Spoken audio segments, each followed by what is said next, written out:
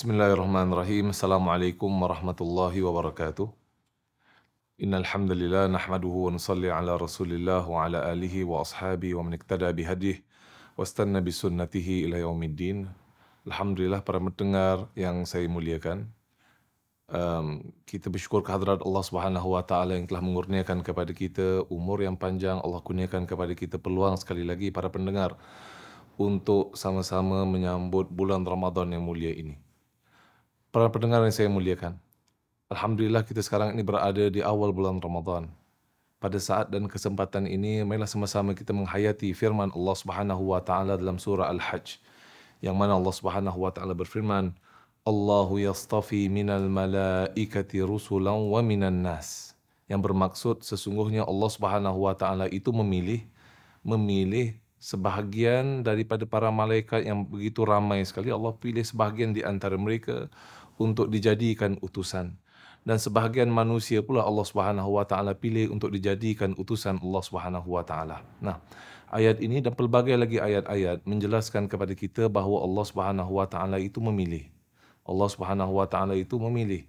Dia memilih sebahagian di antara hamba-hambanya untuk diberikan tanggungjawab yang penting, untuk diberikan jawatan dan amanah yang penting. Sebagai contoh, Allah Subhanahu wa taala memilih malaikat Jibril alaihissalam, memilih malaikat Israfil, malaikat Munkar, Nankir dan sebagainya.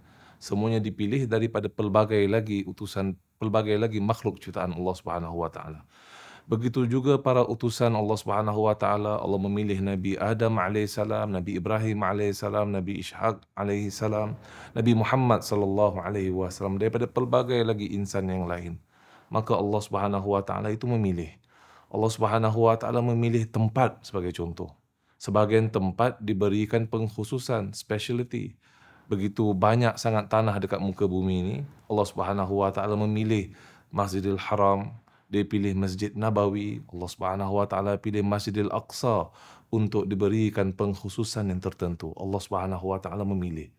Allah Subhanahu wa taala memilih sebahagian tanah dekat muka bumi ini para jemaah untuk dibinanya masjid sehingga ia menjadi wakaf. Subhanallah, fadilat. Bahkan dalam masjid sekalipun, masjid itu tempat yang penuh diberkati oleh Allah Subhanahu wa taala, tapi tempat yang paling afdal itu ruang solat.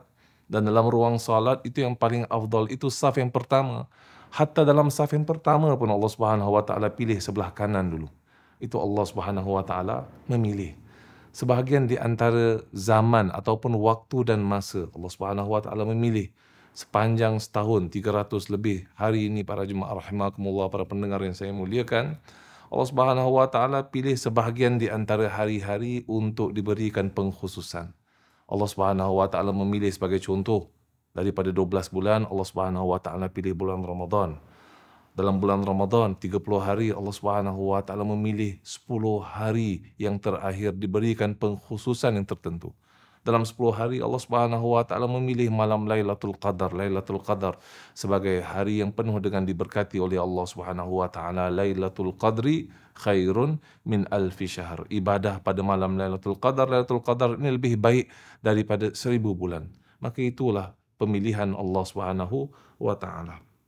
Maka persoalannya sekarang para jemaah rahimakumullah, para pendengar yang saya muliakan, adalah bagaimana kita ini terus melayakkan diri kita supaya kita ini dapat menjadi pilihan Allah Subhanahu wa taala. Kita ini dipilih oleh Allah Subhanahu wa taala. Kita ini dipilih oleh Allah Subhanahu wa taala, dikurniakan sebagai contoh fadilat dan keberkatan bulan Ramadan.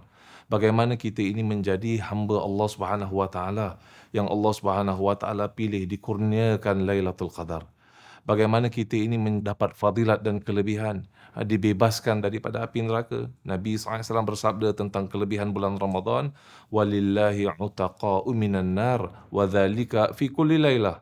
Dan Allah Subhanahu wa taala membebaskan sebahagian di antara hamba-hambanya daripada api neraka, dan itu berlaku pada setiap malam. Maknanya pada setiap malam daripada awal Ramadan hingga ke penghujung, ada sebahagian di antara hamba Allah Subhanahu wa taala yang Allah Subhanahu wa taala pilih, dikurniakan keberkatan, dikurniakan fadilat, kelebihan, diterimanya, dikabulnya doa dan harapan, kemudian dikurniakan kelebihan yang begitu agung, yakni pembebasan daripada api neraka. Subhanallah. Maka persoalannya adalah ni di awal Ramadan, ini satu soalan yang begitu penting untuk sama-sama kita hayati, untuk kita fikirkan bersama bagaimana aku ini melayakkan diri aku supaya mendapat menjadi hamba Allah yang mendapat kelebihan ini, dipilih oleh Allah Subhanahu wa taala. Imam Ibn Athaillah Sekandari berkata dalam kitabnya Hikam Athaiyah, "Man asyraqat bidayatuh, asyraqat nihayatuh." Yang bermaksud barang siapa yang awalnya baik, barang siapa yang awalnya cerah, maka itu petanda bahawa penghujungnya juga merupakan penghujung yang baik serta cerah. Ini merupakan suatu kaedah kehidupan para pendengar yang saya muliakan. Tentunya is logical, kita nak kebaikan, kita nak penutup yang baik, maka daripada awal seharusnya kita melaksanakan kebaikan tersebut. Sebagai contoh, seorang pelajar dia ingin lulus dalam ujian, maka persiapannya seharusnya daripada awal dan bukan hanya last minute dia belajar. Begitulah juga dengan amalan saleh. Kita mengharapkan penutup yang baik bagi Ramadan, kita mengharapkan Lailatul Qadar, kita mengharapkan pengampunan Allah Subhanahu wa taala.